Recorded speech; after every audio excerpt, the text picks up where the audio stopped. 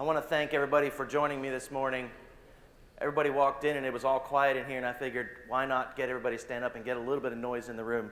Otherwise, it feels a little bit like we're going to go to sleep. I want to start out by asking a couple questions. How many of you in here are owners of the business that you work in? How many of you are a manager or some type of leadership in the company that you're employed at? And how many of you are an employee of at least five, a team of five? Welcome to Building Effective Teams. My name is Duane Burkholder. I am the founder and owner of Burkholder Management, LLC, Burkholder Transport Incorporated, and Burkholder Employment Agency. At the age of 20, I started building sheds in Brickerville, Pennsylvania. It was me and one other guy and the owner. I built sheds for about 4 years before my family and we moved to Aiken, South Carolina. During the time there, around the Aiken area, eventually I became a roof and floor truss engineer for a truss company. Spent about 4 years there before I was introduced to RTO management. A friend of mine who ran several RTO companies, he approached me and he said, "Hey, I need some help. Would you come work for me?" And I did. About a year after beginning that job, he brought on 2 more RTO companies to manage. And one day he looked at me and he said, "I have no interest in building big teams. You take these 2 RTO companies and manage them, and I'm going to keep these 2. I was in my late 20s, and I figured, how hard could it be? I can run a business. I am really grateful that at that point in my life, I had some very patient owners. Because if it wouldn't have been for their patience and their kindness, Burkholder Management probably would have been fairly short-lived. One thing you should know about me and my wife, Leanne, who will speak after me, is that we both love to travel. At the age of 15, my family moved to the island of Grenada in the Caribbean. Yeah, that's me on the right-hand side there. I've grown a few gray hairs since then. When my wife was 6, her and her family, they spent a summer ferrying equipment, printing equipment, in the back of a van all the way from Reinholds, Pennsylvania to Guatemala. I wish I had a picture of that. From a young age, we both learned to love to travel. During the year 2019, we began planning our 20th wedding anniversary trip, which would take place in May of 2021. We planned to take a European trip starting in Scotland, fly into Edinburgh and travel across to the island of Islay, spend some time there, come back across to Edinburgh, come down across England, eventually cross the channel into France, spend a couple days in France, and then eventually fly home from Paris. During the 2020, as we all know, travel began to shut down across the world and due to a thing called COVID. Late 2020, the airlines canceled our flights, and we no longer had a 20th wedding anniversary trip planned. In the beginning of 2021, in just an effort to do something for our 20th wedding anniversary, we booked a trip where we flew into San Diego, rented a car, and we drove the Pacific Coastal Highway. If you've ever gone the Pacific Coastal Highway, it is absolutely beautiful. We had a wonderful time. At this point in our life journey, we were about a year into a process that moved our small business managing RTO companies from Columbia, South Carolina, up to Salisbury, North Carolina. The reason for that was we were in the midst of a large business expansion where it was moving us from RTO company management to working with several large Amish manufacturers. Every employee that worked for us at the time, and it was 2 full-time employees and 2 part-time employees, moved with us to North Carolina.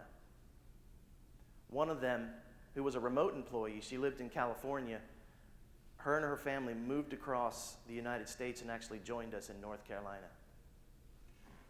At the time, we thought we were awesome. We thought that because of our great small company feel and amazing leadership, we had such good buy-in from our team members that they would be willing to move with us, and some of them completely across the country. It was 5 a.m. Pacific Daylight Time, 3 days into our trip up the Pacific Coastal Highway, that my phone rang. My phone rang, and it was my oldest son. He was working for us at the time as a repairman. The team member that was supposed to join him that morning, and we had grown our team to almost between 10 and 15 people at the time. The team member that was supposed to join him didn't show up. And when he tried to contact that guy, quite a situation ensued. I spent quite a bit of time at about 5:30 in the morning on my 20th wedding anniversary trip talking with this individual, and I'll be honest with you, it was all I could do to not fire him on the spot.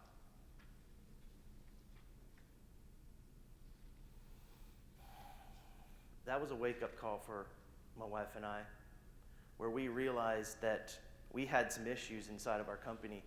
And I still distinctly remember driving up into Napa Valley for one day, and we had started listening to a book by Patrick Lencioni and talking about company culture and how to build company culture, and just feeling like we were so far behind in understanding how to build a team and be able to scale a team.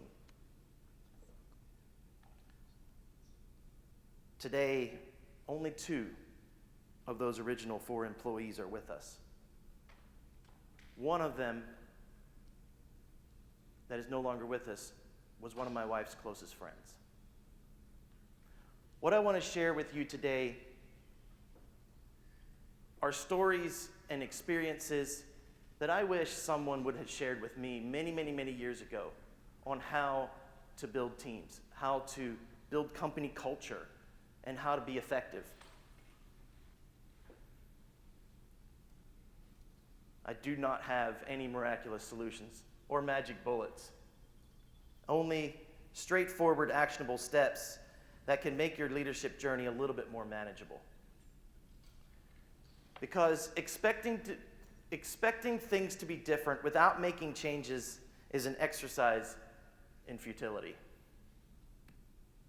Dave Ramsey says, "Business is easy until people get involved." I have joked many times to my wife and to other people that one day I'm going to go off and start a company that does not require any people at all. But Richard Branson says, "The success of business depends on its people." And Robert Noyce, who is the co-founder of Intel Corporation, said, "Effective leaders focus on assembling and nurturing strong, capable teams." What is a team? A team requires 2 things. It requires a leader, and it requires followers. If you're in business and you have employees, you are building a team. Let me describe somewhat of a normal trajectory that you see in business and with entrepreneurs. Is an entrepreneur, he has a fantastic idea or vision and begins to build that vision or idea, and eventually it becomes more than he can handle. And so he hires someone. And oftentimes he'll continue to hire people until one day you wake up and you realize, how did we get here? And where do we go from here? There are 3 types of teams that I have seen: non-functional teams, functional teams, and accountable teams. Non-functional teams, they tend to be a group of individuals that do not work well together or meet expectations. They talk behind each other's backs, and their individual success is more priority than the team overall success. Functional teams are usually individuals, they tend to coexist well together. It's working. but they tend to be siloed and they don't collaborate together.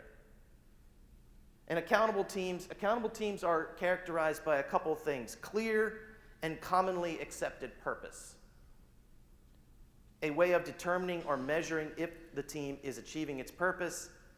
It has competent people, capable processes, and generally has a shared fate. They deal with their issues together, and individual commitment to the total success and the team's success is more important than the individual's success. What is accountability? If you read my sign out when you walked in the door, you'll see that when I put the starting slide up, that I changed my subtitle, and I changed it for a reason. One was, well, frankly, just to have a little bit of a grin, but also because accountability is one of these things that we talk about a lot, and yet it is a bit hard to wrap your hands around. Accountability is defined as accountability is defined as doing what you said you were going to do when you said you were going to do it.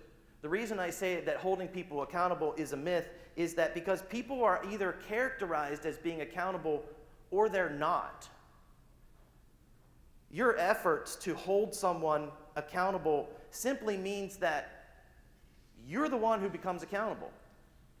You're the one who's making those things happen.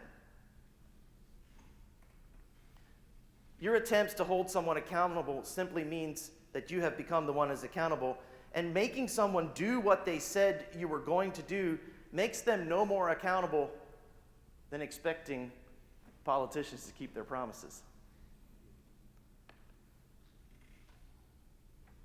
The steps I want to share with you are the tools that can set your people on your team up for success and be accountable and the ability to perform.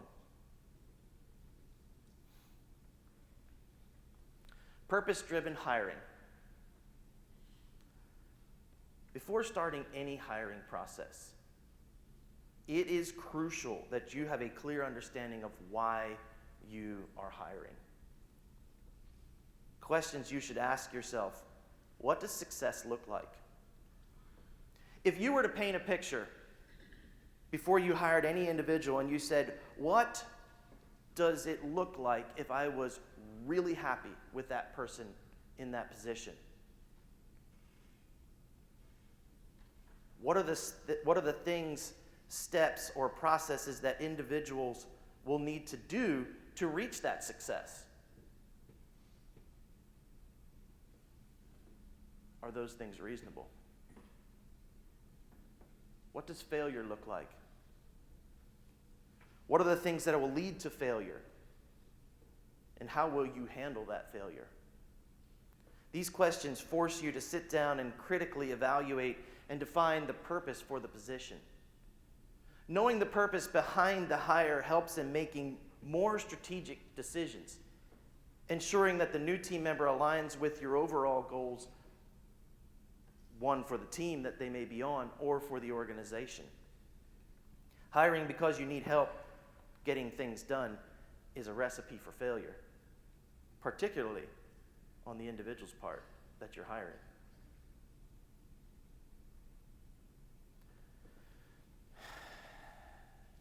Early on in our relationship with the manufacturers that we work with, we developed in conjunction with them a purchasing system that was integrated into their custom software. It really honestly is this really ingenious system that allows individuals at the shop to be able to order lumber and screws and hinges, and doing so at the shop and local level, where they can actually generate purchase orders and have that purchase order go out to a vendor automatically. The reason for the development of this process was so that the purchasing power could be at the point of the people of the feet on the street. The system was fairly new, and we were really kind of working on the kinks. And when one of the individuals approached us and said they wanted to, in conjunction with this automated purchasing system, also create a process that handled the accounts payable process as well. The reason for the development of the accounts payable process was that the individual that was managing it currently was going to be transitioning over to being a sales rep. We recognized at that point that it would need to be a full-time position, and that we would need to also build out the processes and the software that go along with it at the same time. And honestly, it was a bit dangerous. We hired an individual, and honestly, we put her through a lot of stress as we found our way building processes and figuring out how we were going to do this. As processes got better and software started to catch up, it soon became apparent that this individual was not flowing along well. The software changes and the process changes were becoming too much. Overwhelm started to set in and somewhat of a protectionist attitude. In order to help with the overwhelm, we thought, well, maybe she needs an assistant to help with the workload.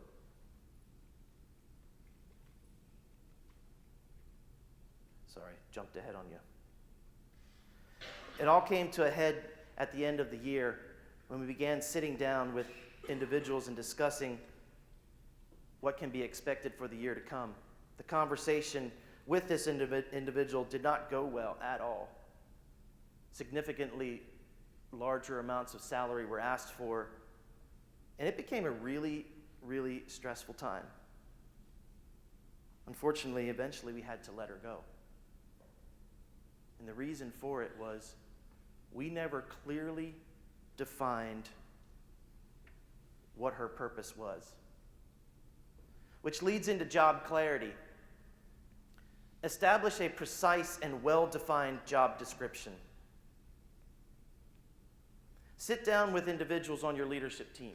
Sit down with individuals that are going to be working alongside this individual or the direct manager and define some very key things. One, who do they report to? Who are they going to work with? What are the processes that they will be using?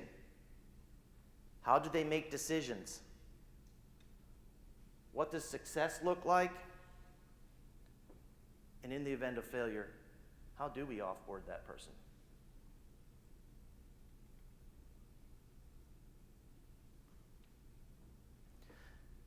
Develop a clear list of competencies. What does this individual have to be natural at? What can be trained? What is absolutely unacceptable?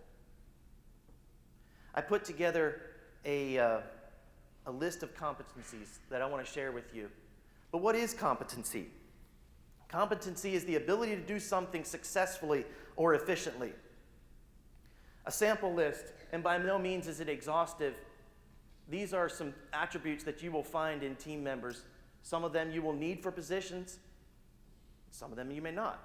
But clearly sitting down and defining what those are before you begin hiring is critical.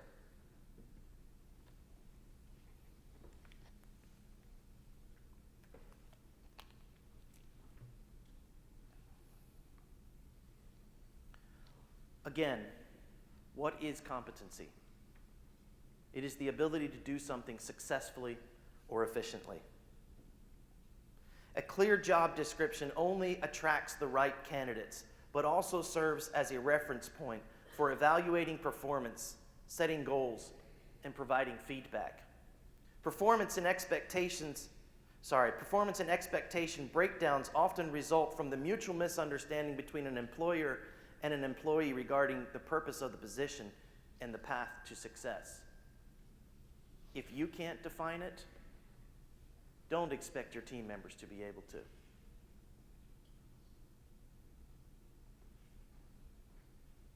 Who is the customer? This to most leaders maybe sounds a little bit funny, but knowing who to keep happy from the individual standpoint is critical. Of course my people know who their customer is. And if only that were true. The reason it's not true is because as leaders, we expect it. We expect that if we said it once, they get it. And it's not true. We expect that maybe we thought we talked about this, or we were sure they knew where we were going or who they were serving. We haven't talked about it enough. One of the first projects we did with the manufacturing clients was building out a small hauling infrastructure. At the time, we were working predominantly with doing things like scheduling and billing with some independent contract haulers, and eventually it made sense to begin building an in-house hauling infrastructure, and we began purchasing trucks and hiring drivers. Somewhere in that time frame, we moved one of the individuals that was currently working over in our RTO management side into the position of dispatcher. And it felt like, at the time, she was a good fit for that position.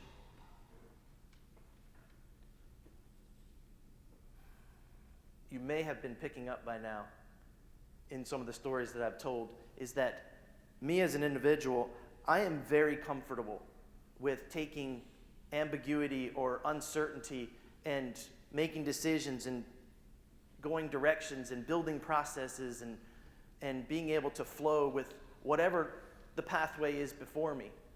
But I've found that individuals that have been on our teams don't necessarily resonate with that. I've learned this the hard way.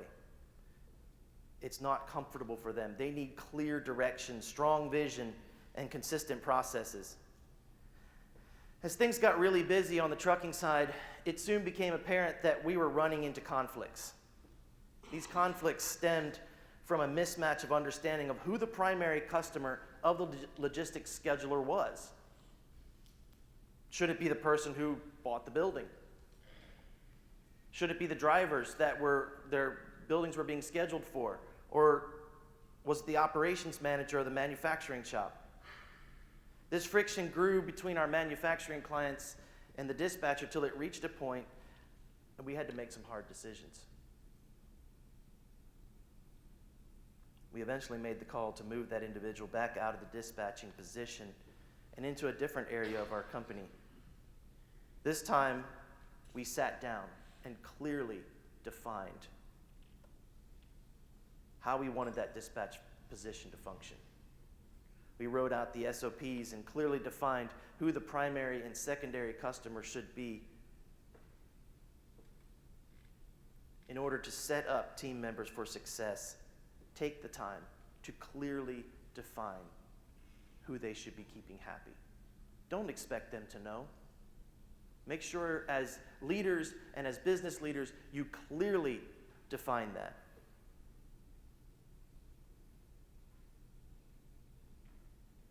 Decision making. Who decides? This one's a big one. Decision making causes a lot of conflict in teams and organizations. Without a clear decision-making structure, projects stall, confusion arises, and frustration builds, and trust erodes.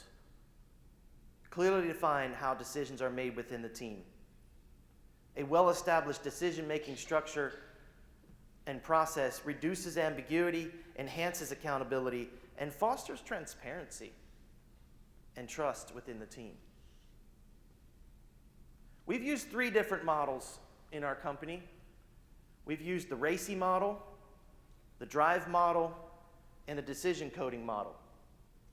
The RACI model is who is responsible to make the decision?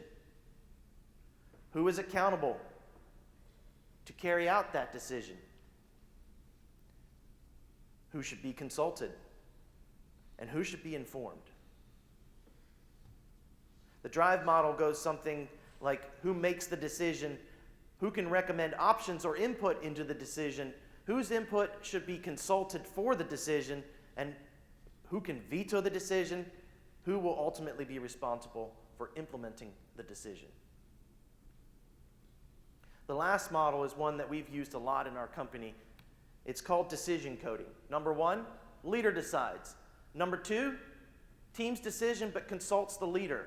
Number 3, team's decision but they inform the leader.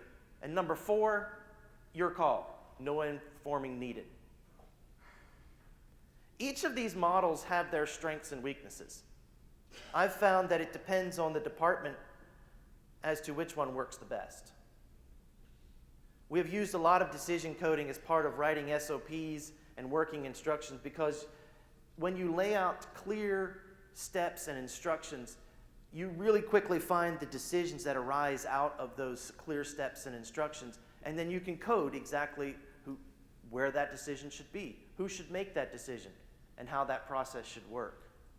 We've also found that there are other individuals and departments that require a more overarching decision making process because what they are doing is multifaceted. And that is where generally we've used the RACI model or the DRIVE model.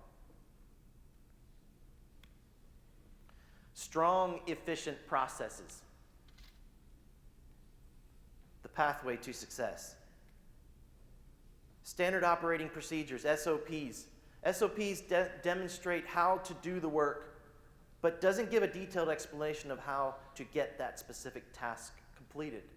That's what working instructions are for. Working instructions are a step-by-step explanation of how to perform an activity. This is where my wife excels. She's our integrator in our company, and she is very good at wrapping her head around a department or position and then figuring out how to streamline it. If it wasn't for her, I imagine Burkholder management wouldn't be half as successful as it is. I've seen her step into a department, learn it, understand it, and take it from an overwhelmed state to actually running smoothly and having excess capacity. And how does she do it? Processes, standard operating procedures, working instructions, and tons of documentation. The upside to having SOPs, working instructions, and a ton of documentation is that if the individual in that position ever leaves that position, bringing the next one in is incredibly easier because you already have that position defined. You already know how it should work, and you already know how they should make decisions. I want to share with you some helpful tools that we've used over the years. Video screen recordings. Either Zoom or Google Meet, you can start your own meeting and do a screen share and record that entire process where you walk through, say, a process on your computer of whatever they're doing, and you can talk through exactly the step-by-step process to do it. Google Meet does something very similar. Those are both very similar platforms. The second thing is for step-by-step documentation. There's a software called ScribeHow where you put it into record mode and you don't say anything. You just literally go through the process on your computer of what you want done, and it captures screenshots along the way as you click and go through the process. You can then come back in and you can clearly label the steps and define exactly how they work. Some really helpful tools for documentation. Performance. Are we winning? Define clear and objective performance metrics and key performance indicators for each team member and the team as a whole. Having a well-defined metrics helps team members understand what success looks like and provides a basis for evaluating individual and collective performance. Regular in-person meetings. Sit down with your individuals and have performance evaluations. Have feedback sessions and goal-setting meetings. These should be integrated into the team's workflow to track progress and make necessary adjustments. Otherwise, how will your people know if they're winning or not? Anytime you engage in a conversation about someone's performance, you are talking about the gap between expectations and reality. I'm going to repeat that one more time. Anytime that you are sitting down with an individual and having a conversation about their performance, you are talking about the gap between expectations and reality. Have them often. Have them early on in the hiring, after you've hired an individual. Don't shy away from these. I understand that these kinds of conversations can be difficult. And they can be hard. And the reason they're hard is because of this thing called the social contract. The social contract says, I'm not going to talk about your performance, and you don't talk about mine. And many times, if you have adopted the social contract inside of your company, people will actually become angry and defensive when you actually start talking about their performance because they feel betrayed because you broke the social contract. I won't talk about your performance, and you won't talk about mine. We possess a strong need for connection. Due to this, the fear of separation tends to drive most behavior. Fear of separation leads to the establishment of the social contract, where we don't speak about each other's performance.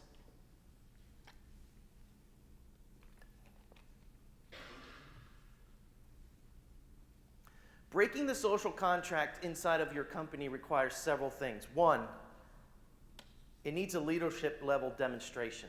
This starts at the leadership level. You need to be able to take your leadership team and have meetings and deal with real issues.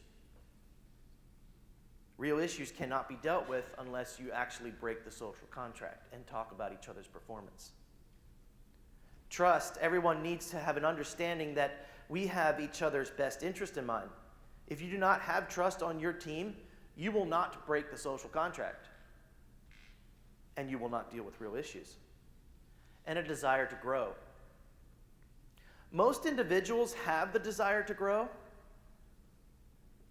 Better said, most individuals believe in the idea that they should grow, but most lack the tenacity to move past the fear stage on into the learning stage and then to the growth stage. We like the comfort zone. We like knowing what's happening, when it's happening, and where it's happening. But in order to grow, you have to move out of your comfort zone, into the fear, and then into the learning zone.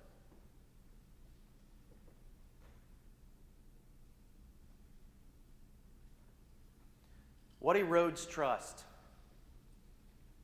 Talking behind someone's back. Every time you or a team member talks behind someone's back, you are the one that becomes untrustworthy. Because everyone realizes that if you're going to do it to someone else, you might do it to them. Not speaking for yourself, using we language leads to feeling judged or judgmentalism. Instead, use I language that takes responsibility for your perspective or opinion. Disguised statements, so many questions that people ask are disguised statements that are posed as such so people don't have to speak for themselves. Rather, when someone makes a true statement, they own it. They can be rejected, and the reason that people tend not to do this is because of the fear of separation. For example, you probably have heard questions like this. Don't you think we ought to consider, or do you think it's a good idea that we would? Instead, use things like this. I would like you to consider, or I think that's a bad idea. What do you think? Moving from disguised statements to actual using I language, it builds trust. It's straightforward. It increases communication. Trust is the batteries that our teams run on. If you begin to see a slowdown in the functionality of your teams, start evaluating at the level of trust. Often you will find that something somewhere has eroded the trust of the group. Talking behind each other's backs, ignoring and avoiding issues, individual success over team success, these are behaviors that you will start to see when trust starts to erode.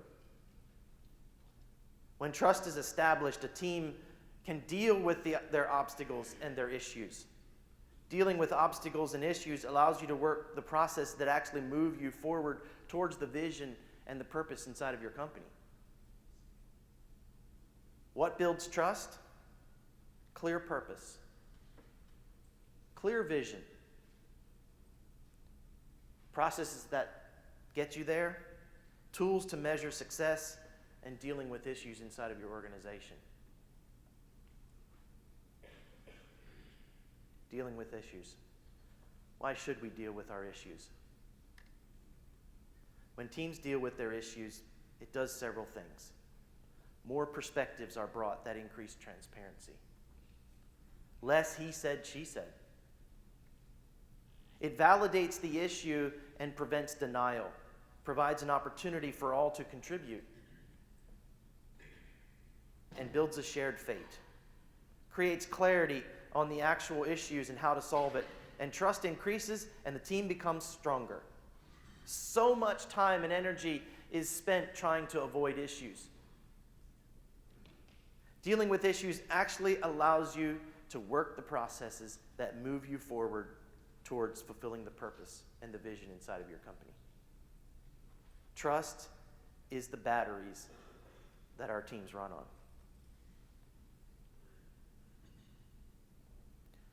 I want to come back around to accountability.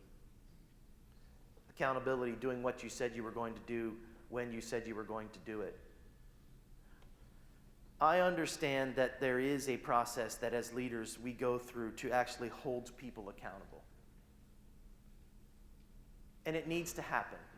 And there are times that we need to demonstrate this. But I want to be clear. When you engage in holding someone accountable, you are the one who becomes the accountable person. Sure, representing accountability, demonstrating it, and teaching it as a leader should be a goal of yours. But ultimately, it is for the purpose of the individual becoming accountable.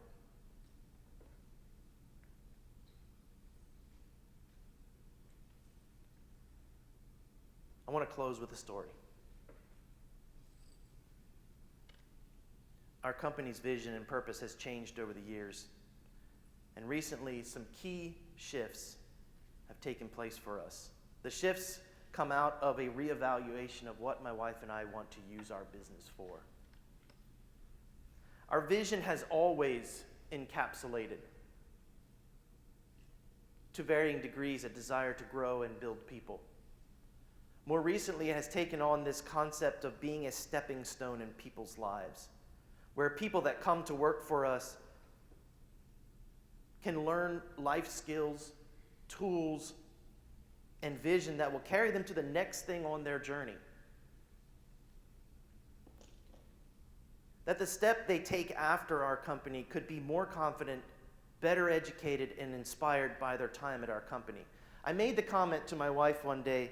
I said, if we could become a company that would inspire the people that work for us to take their next step in life, and they could be better equipped to take it, that people could leave our company for the next thing in their life, and they could do it in a good way, and we could become excited about it. So many times I feel like individuals leave our organizations, or we have to let people go, and it's a negative situation. I shared this vision in one of our leadership team meetings.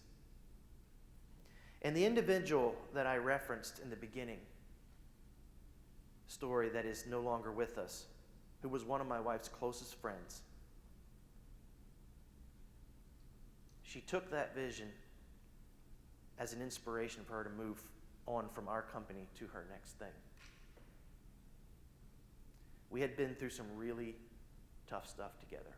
She was also the individual that was in the dispatcher seat that we had to move out into a different portion of our company.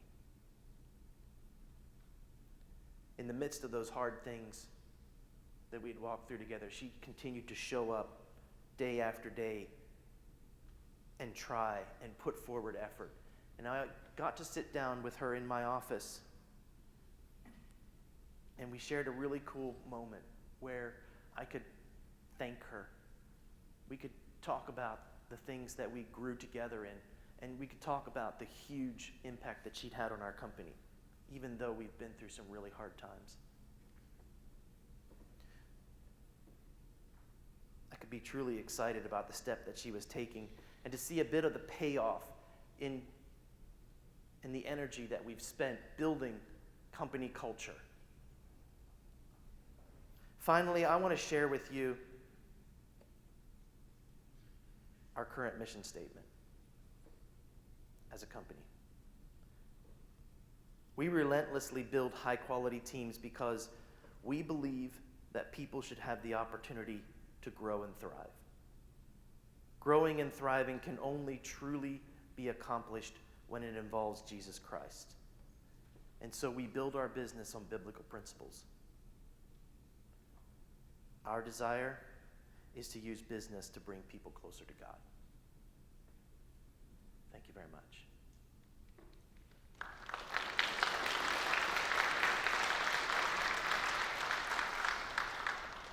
I do want to take some time for some questions and answers. And do we have someone to actually run the mic? If you have a question, please raise your hand and wait until the microphone is brought to you so that you can, so everybody can hear the question. Do we have any questions?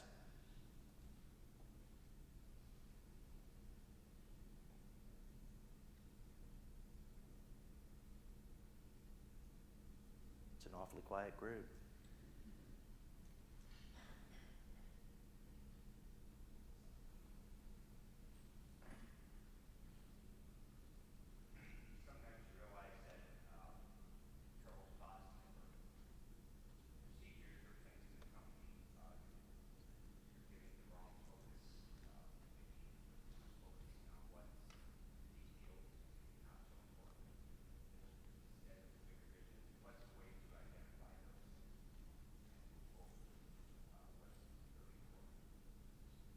So the question is, when you find yourself in a situation where you may be focusing too much on details and you really want to move to more of an overarching vision that can actually carry an individual forward to make decisions,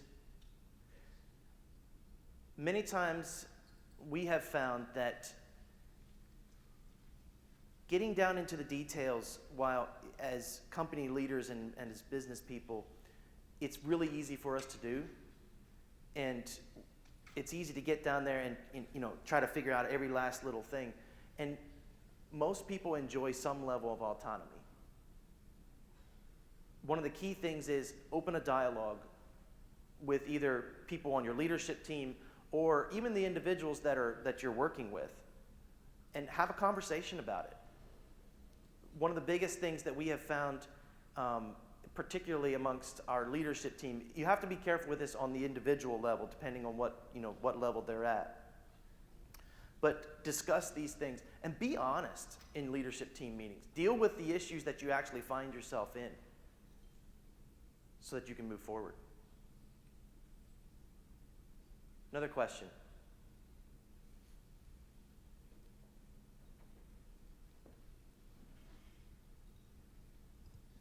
How careful or worried are you about hurting someone's feelings by having, a hard, serious conversation? It happens. But the key piece to that is that you have to know, like, the individual that you're discussing with has to feel like they can trust you. If you have a trust-based conversation, you can hurt someone's feelings and you can walk through hard things. And you will. You will hurt people's feelings at times. You cannot have a conversation with individuals about performance, the gap between expectations and reality, without hurting someone's feelings. But it has to be done at a level of trust. They have to know that you have their best interest in mind.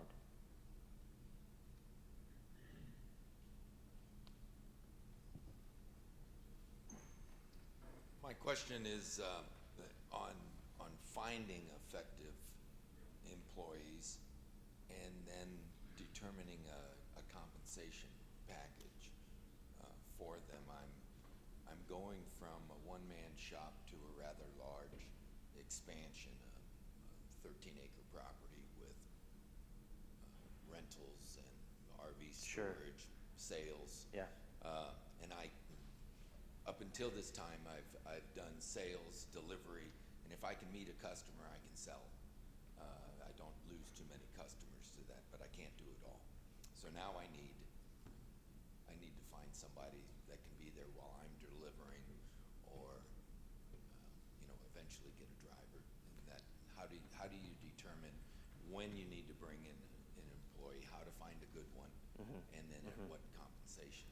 So, question is how to find, just to summarize, how to find good employees, and two, how to develop good compensation packages. You're in the wrong talk for that. The next one's the one for it. Leanne's going to address a lot of these kinds of conversations on hiring, firing, finding good individuals, and how to walk through that process. So I hope you're staying for the next one. One last question.